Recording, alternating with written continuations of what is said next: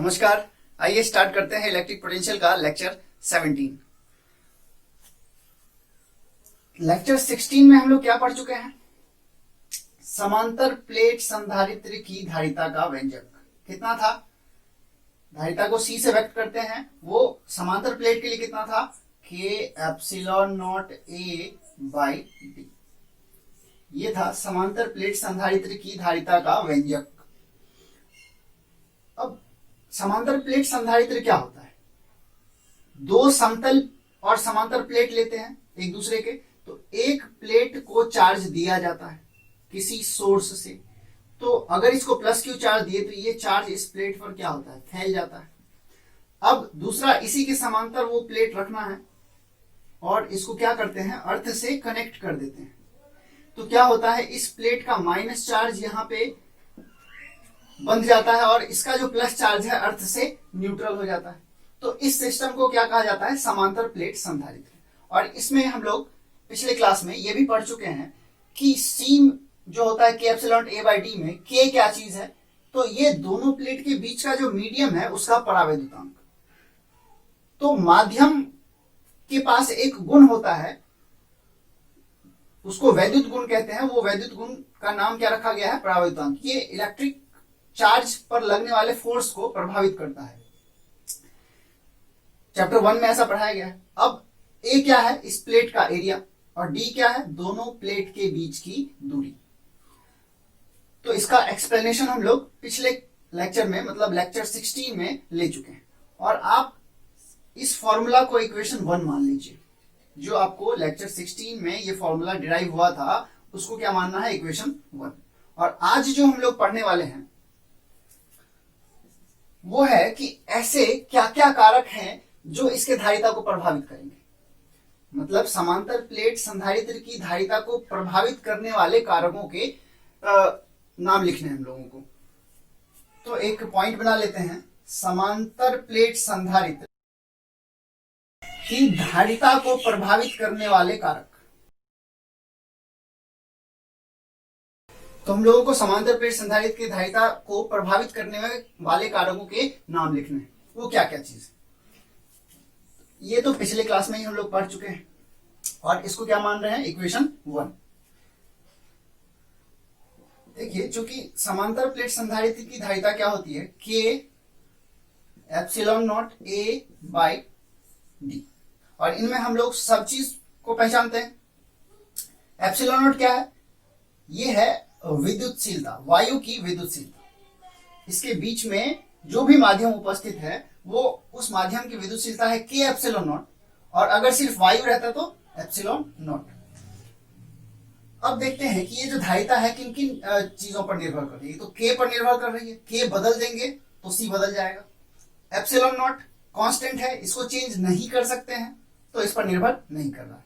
अब A क्या है? प्लेट का एरिया, मतलब एरिया बदल दे प्लेट का तो धारिता बदल जाएगा। और अगर दोनों प्लेट के बीच की दूरी को चेंज कर दें तो धारिता में चेंज आएगा। तो तीन बातों पर निर्भर करती है। एक तो प्लेट के बीच उपस्थित माध्यम पर, प्लेट के क्षेत्रफल पर, और दोनों प्लेट के बीच की दूरी पर। तो इसका आंसर जो हो जाएगा, पहला पॉइंट हम लोग क्या लिखेंगे कि समांतर प्लेट संधारित्र की धारिता प्लेट्स के बीच उपस्थित माध्यम पर निर्भर करती है। प्लेट्स के बीच उपस्थित माध्यम पर निर्भर करती है। तो मीडियम चेंज कर देंगे तो धारिता बदल जाएगा। क्या मतलब समझ में आया इसका? अर्थात धारिता जो है डायरेक्टली प्रोपोर्शनल है किसके? K के। इससे समझ में आता है? इसको ऐसे कर लीजिए। ये जो व्यंजक है ये क्या क्या संकेत करता है? पहला पॉइंट, प्लेट्स के बीच उपस्थित माध्यम पर निर्भर करती है क्या चीज? धारिता। और कैसी निर्भरता है कि अगर माध्यम का परावैद्युतांक बढ़ा दें तो धारिता बढ़ जाएगा। दूसरा, प्लेट के क्षेत्रफल पर निर्भर करती है, अर्थात समांतर प्लेट संधारित्र की धारिता प्लेट के क्षेत्रफल के डायरेक्टली प्रोपोर्शनल है। क्या मतलब आया इसका? कि अगर प्लेट का एरिया बढ़ा दे तो धारिता बढ़ जाएगा। तो ये एक पॉइंट है, ये एक पॉइंट है। एक और चीज है जिस पर निर्भर करती है, वो क्या है? दोनों प्लेट के बीच की दूरी पर। तो तीसरा पॉइंट हम लोग क्या लिखेंगे? प्लेट्स के बीच की दूरी पर निर्भर करता है। अर्थात समांतर प्लेट संधारित्र की धारिता जो होती है वो इनवर्सली प्रोपोर्शनल होता है दूरी के।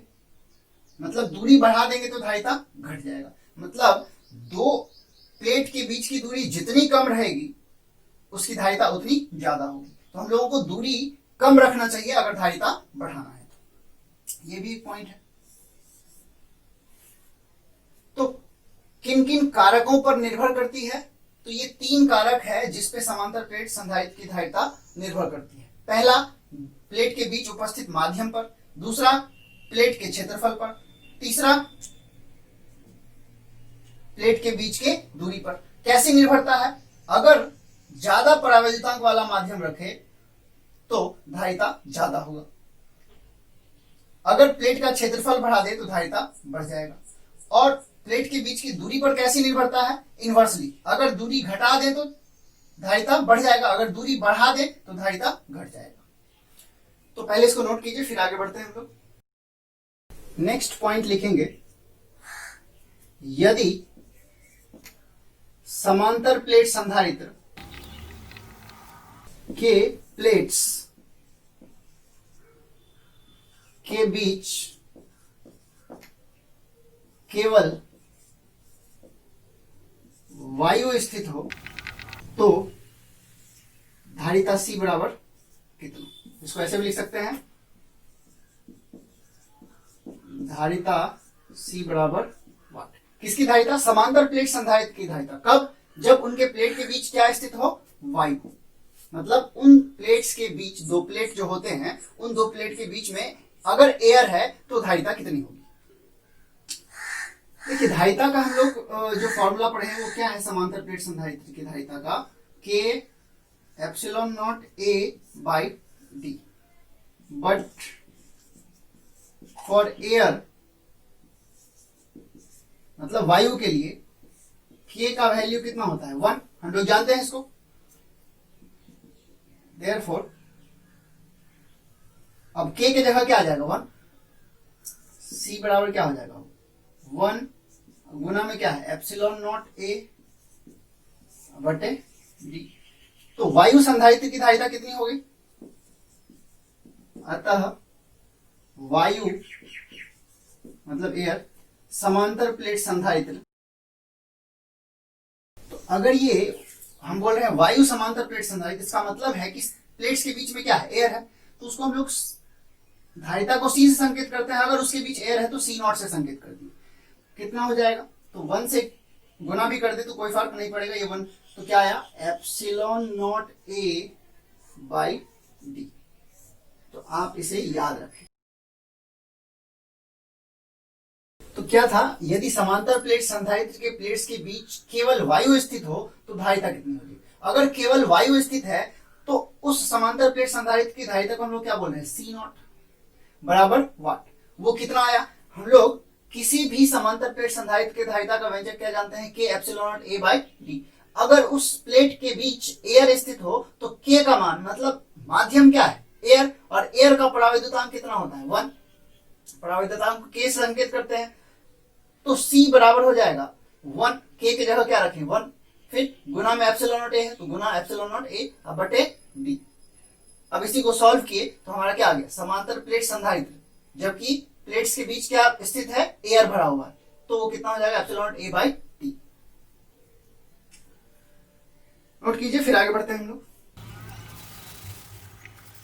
अब नेक्स्ट पॉइंट हम लोगों का, आपसे पूछा जाएगा समांतर प्लेट संधारित्र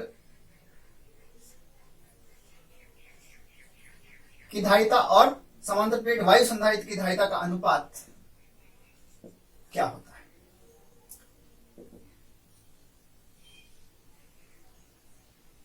तो हम लोग क्या करते हैं, इक्वेशन 1 भागा इक्वेशन 2 कर लेते हैं।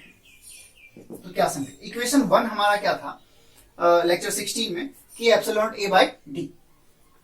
तो वो क्या था सी, और इक्वेशन 2 हमारा क्या है सी नॉट बटे सी नॉट, ये क्या है संकेत करता है। तो सी हमारा कितना था इक्वेशन 1 में, K epsilon naught A by D, K epsilon naught A by D, इसके बटे में क्या है सी नॉट, और सी नॉट कितना है हमारा एप्सिलॉन नॉट ए बटे डी। अब यहां जो हम लोगों को मिलेगा, देखिए ऊपर में क्या है epsilon naught A by D और नीचे क्या है epsilon naught A by D, तो ये टोटल टर्म जो है यहां से ये क्या हो जाएगा कट जाएगा, तो बचा क्या सिर्फ के। तो ये क्या संकेत करता है कि सी बटे सी नॉट बराबर के। तो किसी माध्यम का जो परावैद्युतांक होता है वो उसमें किसी संधारित्र की धारिता तथा वायु संधारित्र की धारिता के अनुपात के बराबर होता है। तो याद रखें आप इसको, ये हम लोगों का इक्वेशन 3 हो जाएगा।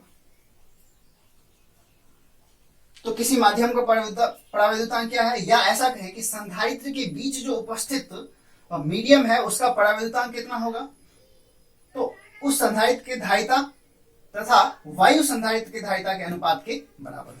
इसको आप सेंटेंस में भी लिख सकते हैं। क्या लिखेंगे कि संधारित्र के धारिता के बीच उपस्थित माध्यम का जो परावैद्युतांक होता है वो होता है किसी संधारित्र की धारिता तथा वायु संधारित्र की धारिता का अनुपात। इसमें अब हम लोग कुछ न्यूमेरिकल क्वेश्चन जो बेसिक क्वेश्चन है उसको ट्राई कर सकते हैं। पहले आप नोट कर लीजिए फिर आगे बढ़ते हैं।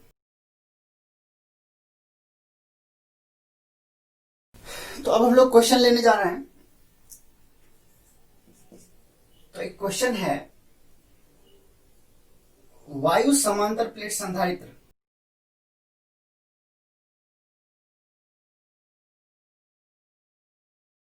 क्या क्वेश्चन है हमारा, एक वायु समांतर प्लेट संधारित्र है जिसकी धारिता दी हुई है कितना है 8 माइक्रोफैराड। अब क्या किया जा रहा है, यदि इस संधारित्र मतलब वायु समांतर प्लेट संधारित्र के प्लेट्स के बीच की दूरी को आधी कर दे, मतलब जो प्लेट जितना भी दूरी पर था उसको क्या कर दिए आधा, तथा प्लेट्स के बीच 5 परावैद्युतांक वाले किसी परावैद्युत पदार्थ को भर दिया जाए। उसके प्लेट के बीच जो एयर भरा हुआ था उसके जगह हम क्या कर रहे हैं किसी परावैद्युत पदार्थ को भर दे रहे हैं, उसका परावैद्युतांक कितना है 5। तो पूछा जा रहा है कि धारिता कितनी होगी। तो क्या क्या चीज चेंज कर रहे हैं हम लोग, प्लेट्स के बीच की दूरी को चेंज कर रहे हैं, तो उस पर तो निर्भर करता है, दूरी चेंज कर देते हैं तो धारिता बदल जाता है। अभी ना पढ़े हम लोग प्रभावित करने वाले कारक, तो दूरी पर निर्भर करता है और परावैद्युतांक पर भी निर्भर करता है। माध्यम बदल देंगे तो धारिता बदल जाएगा। तो पूछा जा रहा है कि उसकी धारिता कितनी होगी। तो बना सकते हैं इस क्वेश्चन को हम लोग, जो दिया है पहले उसको लिख लें। तो वायु समांतर प्लेट संधारित्र की धारिता दी हुई, तो वायु समांतर प्लेट संधारित्र की धारिता को हम लोग किससे संकेत करते हैं, सी नॉट से। कितना है ये 8 माइक्रोफैराड। इसके बाद इनके प्लेट्स के बीच की दूरी किससे संकेत करते हैं, डी से। वो कितना है आधी, मतलब जितना था उसका आधा, तो डी बाई 2। दूरी को क्या कर दी आधा, और उसके बीच में परावैद्युतांक भरा जा रहा है, मतलब कि परावैद्युतांक को कैसे संकेत करते हैं, के से। कितना 5, और पूछा जा रहा है कि धारिता कितनी होगी।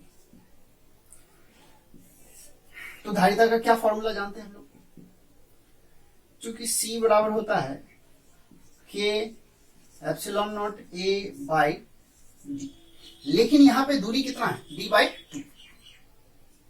तो क्या लिख सकते हैं C बराबर के के जगह क्या रखें 5, या ऐसा करते हैं पहले इसको दूरी को के, फिर क्या है एप्सिलॉन नॉट ए बटे डी, डी की जगह क्या लेंगे डी बटे 2। तो ये 2 कहां जाएगा ऊपर, तो क्या लिख सकते हैं 2 के, है ना, 2 ऊपर गया तो के साथ गुना हो गया, और epsilon naught A by D. अब यहां क्वेश्चन में हम लोगों को क्या गिवन है, के गिवन है, और तो कुछ दिया हुआ नहीं है, डी दिया हुआ भी है तो वो कितना है डी बाई 2। तो हम लोग अच्छा एक चीज और दिया हुआ सी नॉट, और सी नॉट क्या epsilon naught A by D को सी लिख सकते हैं। ये संकेत क्या करता है सी नॉट के बराबर, सी नॉट इतना ही तो होता है। तो 2 के का वैल्यू कितना है 5, और गुना में क्या है epsilon naught A by D, उसको क्या बोल रहे हैं सी नॉट, और सी नॉट कितना दिया हुआ है 8 माइक्रो, मतलब क्या होता है 10 टू द पावर माइनस 6, और क्या फैराड, रिजल्ट फैराड में आएगा। देखिए 10 तो क्या लिख सकते हैं 8 गुना 10, 8 गुना 10 और गुना 10 to the power minus 6 farad. तो 8 को 10 से गुना करेंगे कितना हो जाएगा 80, तो इसको माइक्रो लिख सकते हैं क्या फैराड। तो धारिता कितनी हो गई 80 माइक्रो फैराड। पहले कितना था, जब उसके बीच हम कोई पराविद्युत पदार्थ को नहीं भरे थे तब 8 माइक्रोफैराड क्वेश्चन में दिया हुआ है। पहले था 8 माइक्रोफैराड, जब पराविद्युत पदार्थ भर दिया और साथ में दूरी को आधा कर दिए तो धारिता 80 मतलब बढ़ गया धारिता। तो ये क्वेश्चन था हम लोगों का, इसको पहले नोट कीजिए। फिर नेक्स्ट क्वेश्चन आपको दिया जा रहा है, वो आपको खुद से ट्राई करना है।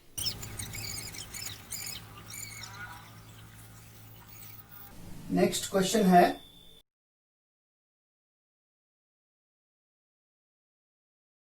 ये आपको निकालना है बराबर 1। एक और क्वेश्चन ले लीजिए।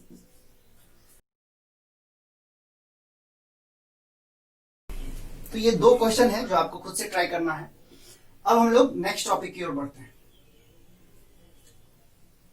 क्वेश्चन क्या क्या है, एक वायु समांतर प्लेट संधारित्र की धारिता दी हुई है और क्या किया जा रहा है, इस वायु समांतर प्लेट संधारित्र में प्लेट्स के बीच की दूरी को 2 गुना कर दिया जाता है।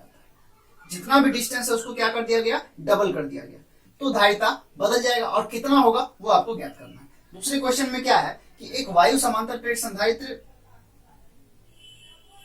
के प्लेट्स के बीच 2 पराविद्युत पदार्थ को पूर्णतः भर दिया जाता है, तो धारिता ज्ञात करें। इसमें एक चीज और जोड़ लीजिए कि वायु समांतर प्लेट संधारित्र की धारिता, जहां सी नॉट क्या है, वायु समांतर प्लेट संधारित्र की धारिता, वो है 4 माइक्रो फैराड। ये क्वेश्चन में दिया हुआ है कि वायु समांतर प्लेट संधारित्र की, इसको क्या पढ़ेंगे, वायु समांतर प्लेट संधारित्र की धारिता कितनी है 4 माइक्रो फैराड। अब उस समांतर प्लेट संधारित्र में प्लेट्स के बीच की दूरी, दूरी तो इसमें था, इसमें क्या किया जा रहा है, प्लेट्स के बीच 2 पराविद्युतांक के पराविद्युत पदार्थ को भर दिया जाता है, तो धारिता ज्ञात करना। ये 2 क्वेश्चन आप खुद से ट्राई कीजिए। अब हम लोग नेक्स्ट टॉपिक बनाते हैं। तो नेक्स्ट टॉपिक जो बनाएंगे वो क्या है, पहले उसको चित्र में हम लोग समझ लें। अभी हम लोग क्या लिए थे, समांतर प्लेट संधारित्र लिए थे। ये एक प्लेट है जिसको चार्ज क्यू दिए, तो ये क्या होगा, चार्ज इस पे फैल जाएगा। और इसको अगर संधारित्र बनाना है तो इसके निकट एक और प्लेट रखना होगा जिसको अर्थ से कनेक्ट करना होगा। तो ये क्या बन गया, संधारित्र, जिसमें क्या होता है, प्लेट्स के अंदर माइनस चार्ज अपने आप उत्पन्न हो जाता है और इसका प्लस चार्ज अर्थ से न्यूट्रल हो जाता है। तो इस सिस्टम को क्या कहते हैं, संधारित्र। और दोनों प्लेट आपस में समांतर है तो समांतर प्लेट संधारित्र। अब इसमें हम लोग क्या करते हैं कि पहले क्या था, इसकी धारिता कितनी थी, C बराबर K एप्सिलॉन नॉट A बटे D। अगर इसके बीच एयर उपस्थित था तो धारिता क्या हो जाता था, C नॉट, वो कितना होता था, K का मान एयर के लिए कितना होता है 1, तो K हट जाता था उसमें से, तो आता था एप्सिलॉन नॉट A बटे D। तो क्या हो रहा था कि इसके बीच या तो एयर उपस्थित होता था तो धारिता हो जाता था एप्सिलॉन नॉट A बटे D, या कोई दूसरा माध्यम या पदार्थ जो कि पराविद्युत पदार्थ है वो भरा हुआ होता था, मतलब कहीं से खाली नहीं होता था, तो कितना हो जाता था धारिता कि एप्सिलॉन नॉट A बटे D। लेकिन अगर ऐसा हो कि इसके बीच एक पराविद्युत पदार्थ का टुकड़ा, इस प्लेट के बीच एक पराविद्युत पदार्थ का टुकड़ा भर दिया जाए, मान लीजिए ये एक पराविद्युत पदार्थ है जो प्लेट के बीच भरा नहीं गया है, मतलब कुछ जगह पर एयर है और कुछ जगह पर ये पराविद्युत पदार्थ है। अब पराविद्युत पदार्थ है तो इसकी कुछ ना कुछ पराविद्युतांक होगी, तो वो हम लोग K मान रहे हैं। एक K पराविद्युतांक वाला पराविद्युत पदार्थ इसमें आंशिक रूप से भरा हुआ है। आंशिक रूप से कहने का मतलब है कि पूरी तरीके से भरा हुआ नहीं है, कुछ जगह पर एयर है और कुछ जगह पर ये पराविद्युत पदार्थ है। अब ये पराविद्युत पदार्थ, जैसे ये प्लेट है और ठीक इसके निकट दूसरा प्लेट है और इन दोनों प्लेट के बीच में एक पराविद्युत पदार्थ को ऐसे रखा गया। तो सामने से देख रहे हैं तो हम लोगों को सिर्फ ये मोटाई दिखाई दे रही है। तो ये मोटाई जो इसकी है उसको हम लोग कुछ मान ले, इसके मोटाई को टी मान लेते हैं। तो ये जो परावैद्युत पदार्थ भरा हुआ है इसका थिकनेस कितना है टी, और ये जो डिस्टेंस हम लोग रखते हैं वो क्या है डी। समांतर प्लेट संधारित्र के प्लेट्स के बीच का जो डिस्टेंस है वो क्या मान रहे हैं डी, और इसके बीच जो कुछ भाग में परावैद्युत पदार्थ को भरा गया है उसकी मोटाई कितनी है टी, और उसका परावैद्युतांक कितना है के। तब जाके हम लोगों को अगर बोला जाए कि आप धारिता बताएं इसका कितना है, तो उसके लिए कैलकुलेशन करना पड़ेगा हम लोग। तो हम लोग का टॉपिक क्या है कि यदि समांतर प्लेट संधारित्र के प्लेट्स के बीच आंशिक रूप से अगर परावैद्युत पदार्थ को भर दिया जाए तो उसकी धारिता कितनी होगी। जब समांतर प्लेट संधारित्र के प्लेट्स के बीच के परावैद्युतांक तथा टी मोटाई, टी मतलब थिकनेस, थिकनेस को हिंदी में मोटाई कहते हैं, के परावैद्युत पदार्थ को आंशिक रूप से मतलब पार्शियली इसको फिल किया जा रहा है, मतलब पार्शियली कहने का मतलब पूरा नहीं भरे हैं, कुछ पार्ट्स में हम लोग उसको डाल दिए, भर दिया जाए तो धारिता C बराबर वाट, ये निकालना है हम लोगों को। अब देखिए धारिता का बेसिक फॉर्मूला क्या है, C बराबर, तो संधारित्र को दिया गया चार्ज तथा उस चार्ज के कारण दोनों प्लेट्स के बीच का विभवांतर, मतलब V1 माइनस V2। तो चार्ज और V1 माइनस V2 हम लोगों को लेना है। तो इसके लिए सबसे पहले तो हम लोग चार्ज को फाइंड कर लें, चार्ज कितना है, इसको इक्वेशन 1 मान लीजिए, ये हम लोग का नया टॉपिक है, इसको इक्वेशन 1 मान लीजिए।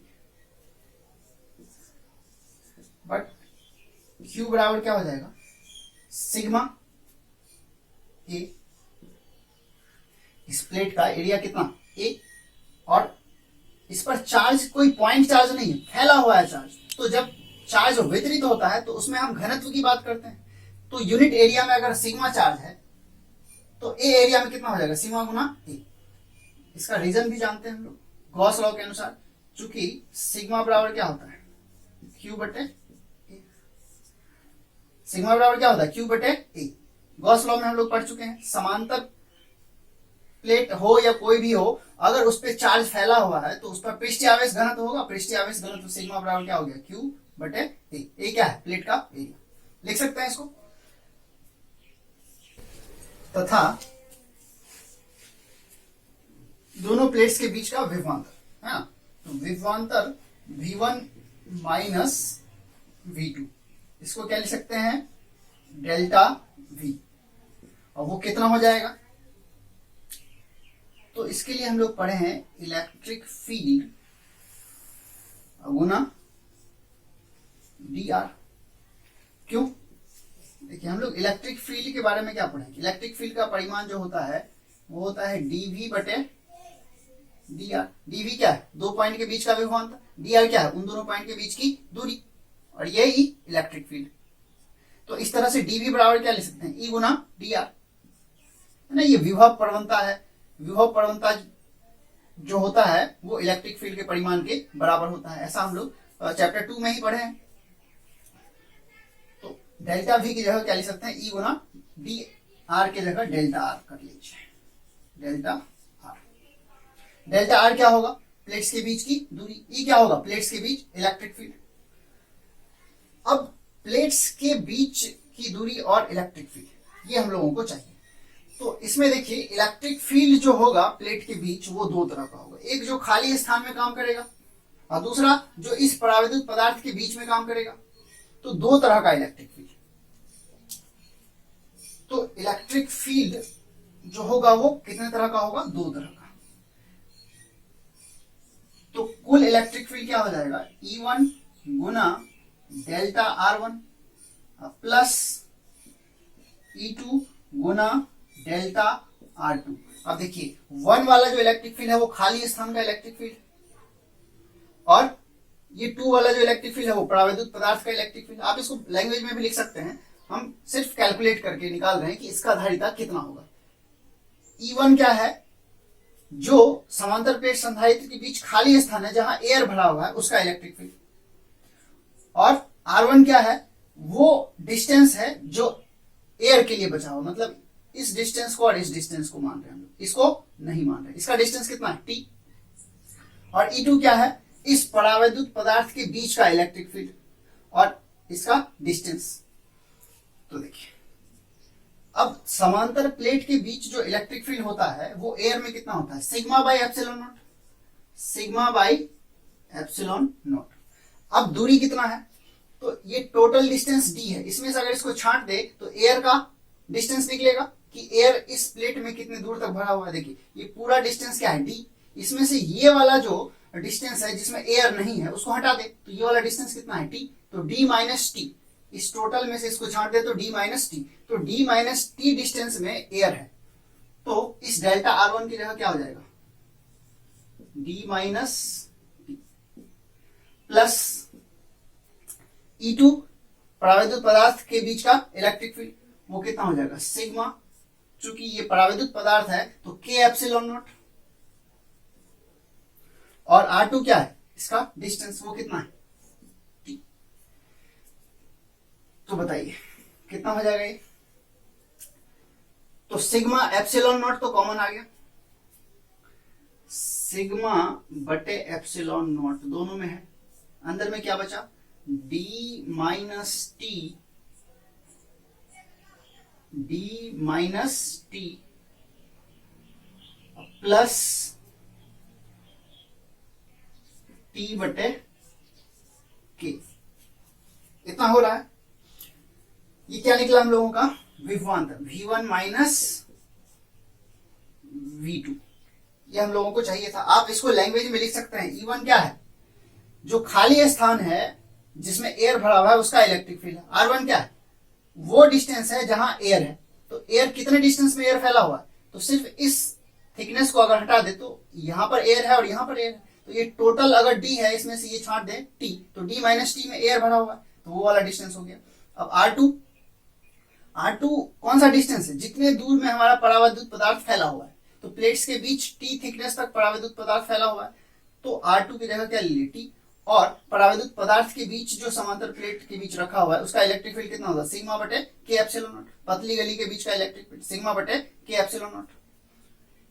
अब आगे हम लोग देखते हैं, तो हम लोगों के पास क्या क्या चाहिए था धारिता निकालने के लिए, Q चाहिए था और V1 माइनस V2 चाहिए था, दोनों आ गया। Q कितना आया, सिग्मा A, और V1 माइनस V2 कितना आया, सिग्मा बटे epsilon not d minus T plus t बटे k। तो अब Q और V1 माइनस V2 के इस मान को इक्वेशन 1 में रख देते हैं। पहले इसको नोट कीजिए फिर आगे बढ़ते हैं। क्या कर रहे हैं, Q और V1 माइनस V2 के मान को इक्वेशन 1 में रखना है। नाउ Q तथा V1 माइनस V2 के मान को इक्वेशन 1 में रखने पर क्या संकेत करता है, C बराबर Q की जगह क्या रखेंगे, सिग्मा A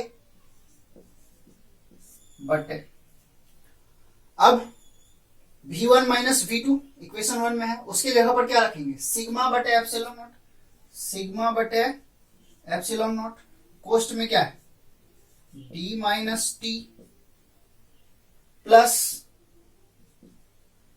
t बटे k, है ना, ये कोष्ट में है। अब क्या कैंसिल हो रहा है इसमें से, सिग्मा,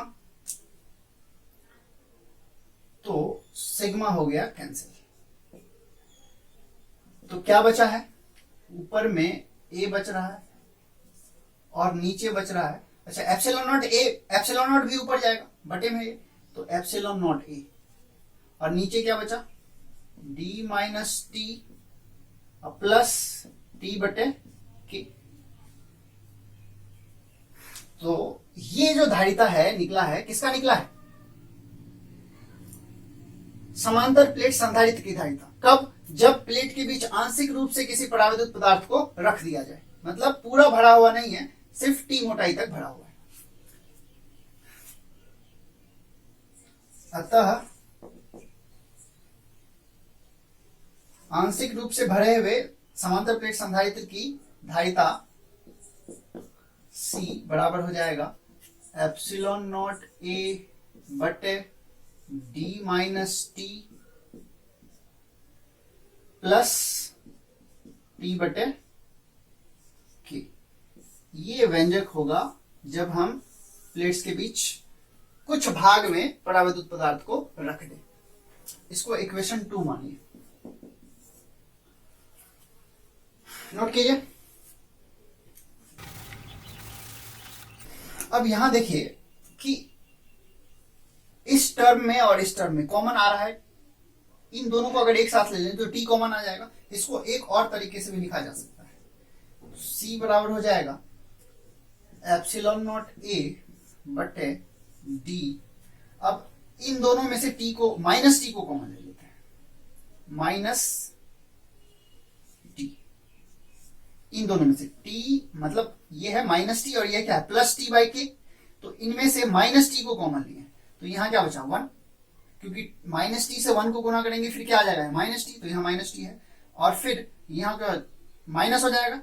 अब टी तो बाहर ही आ चुका है माइनस में, तो माइनस यहाँ रख दिए तो क्या हो जाएगा माइनस गुना माइनस प्लस हो जाएगा। और फिर क्या बचा 1 बटे। तो ये है समांतर प्लेट संधारित्र की धारिता। कब? जब प्लेट्स के बीच आंशिक रूप से कोई परावैद्युत पदार्थ भरा हो तब। कितने मोटाई का? टी मोटाई का। अच्छा, थोड़ा ही हम लोग परावैद्युत पदार्थ दिए हैं, पूरा भर के नहीं दिए, तो धारिता पे क्या फर्क पड़ा? के का मान अगर वायु नहीं है तो 1 से अधिक ही होगा। तो अगर ये 1 से अधिक है तो इसका मान 1 से छोटा। अब 1 से छोटा तो 1 में से 1 से छोटा चीज घटाएंगे तो कुछ नंबर आएगा जो कि क्या होगा पॉजिटिव। और थिकनेस क्या है? पॉजिटिव। इसको गुना करेंगे कुछ संख्या आएगा, वो क्या हो रहा है माइनस। किस में से? इस डी डिस्टेंस में से। तो डी में से कुछ घटा रहे हैं हम लोग, तो कम हो जाएगा। तो नीचे वाला वैल्यू कम हो गया तो धारिता क्या हो जाएगा? बढ़ जाएगा। तो चाहे हम पूरा भर दें परावैद्युत पदार्थ, चाहे आंशिक रूप से भरें, धारिता क्या होता है? बढ़ जाता है। तो सिर्फ समांतर प्लेट संधारित्र के प्लेट्स के बीच अगर परावैद्युत पदार्थ थोड़ा रखें या पूरा रखें, धारिता में क्या होती है? वृद्धि होती है। तो परावैद्युत पदार्थ रखने से धारिता क्या हो जाती है? बढ़ जाती है। ये हम लोगों का इक्वेशन 3 हो गया। नोट कीजिए।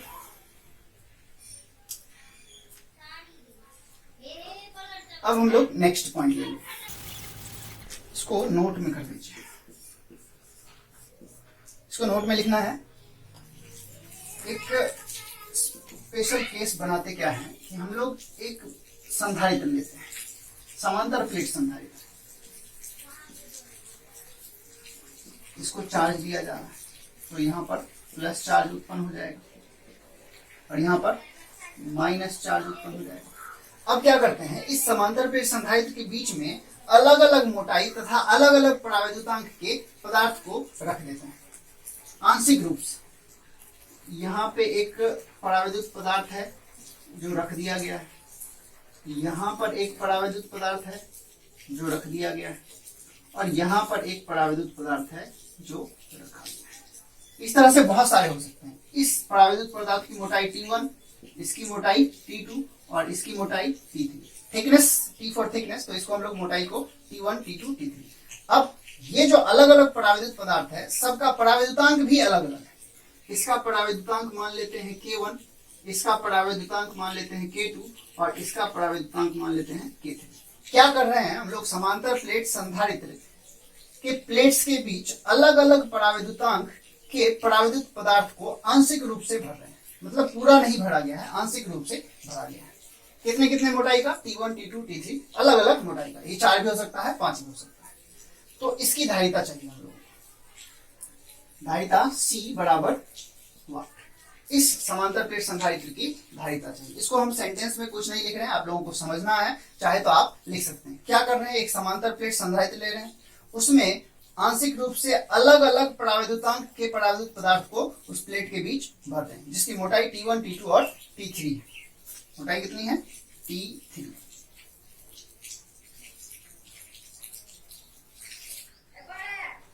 और इसकी क्या चाहिए हम लोगों को, धारिता। तो यहां देखिए, अब इक्वेशन 2 को अगर चेक करें तो यह epsilon A D minus T plus T बटे के।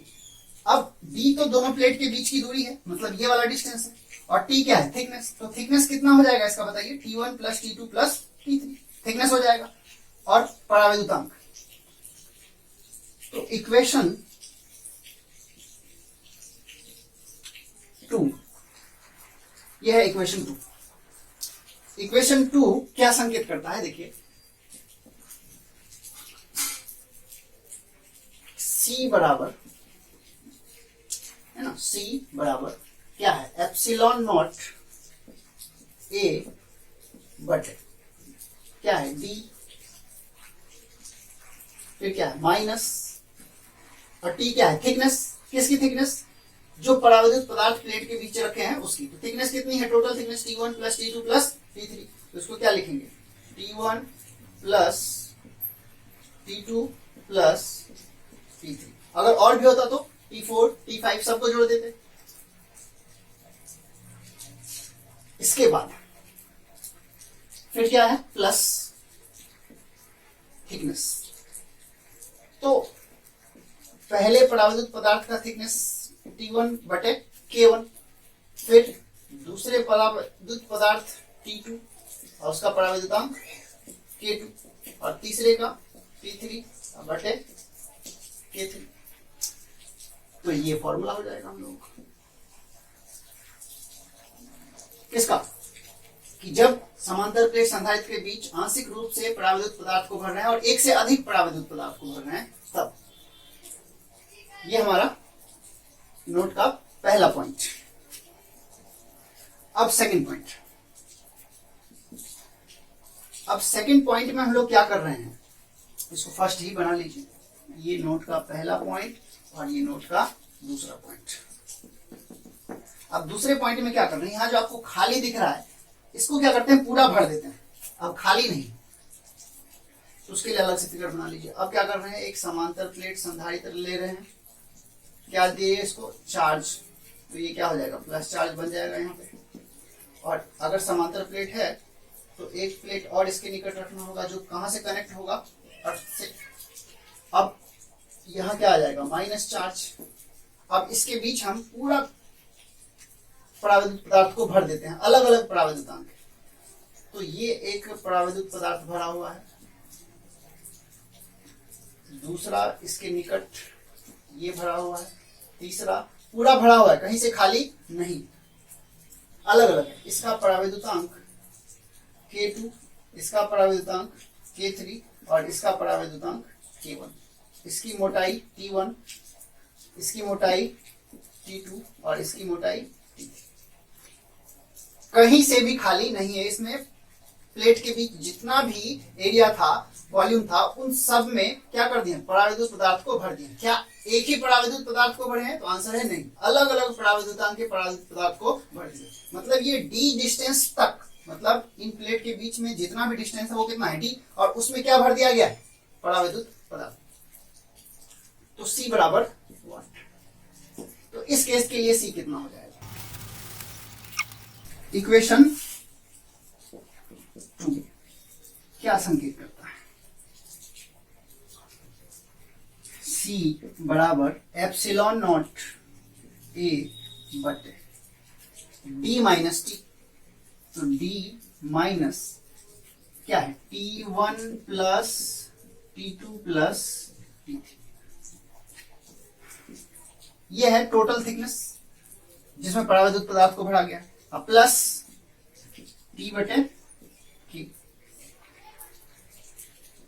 अब यहां आप सोचिए कि अगर पूर्णतः परावैद्युत पदार्थ को भर दिया गया है तो इस टोटल का वैल्यू जो आएगा, ये टोटल वैल्यू जो है कितना हो जाएगा, D के बराबर हो जाएगा।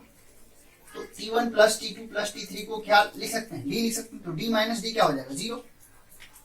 तो क्या बनाइए, एप्सिलॉन नॉट ए बटे डी माइनस डी 0, अब प्लस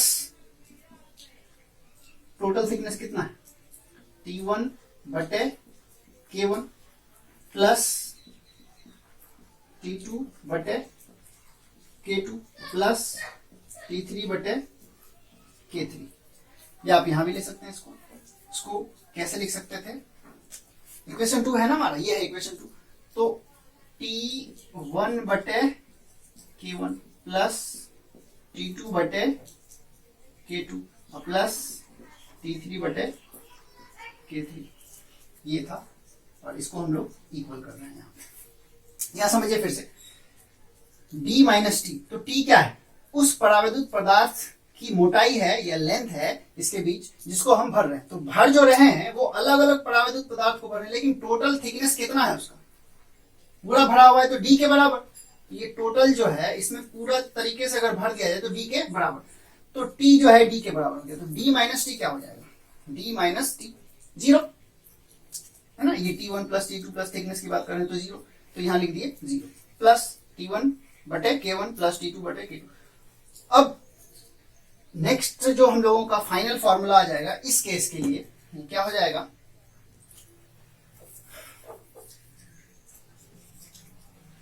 C बराबर एप्सिलॉन नॉट A बटे T1 बटे K1 प्लस T2 बटे K2 प्लस T3 बटे K3। तो ये फॉर्मूला बना हम लोगों का।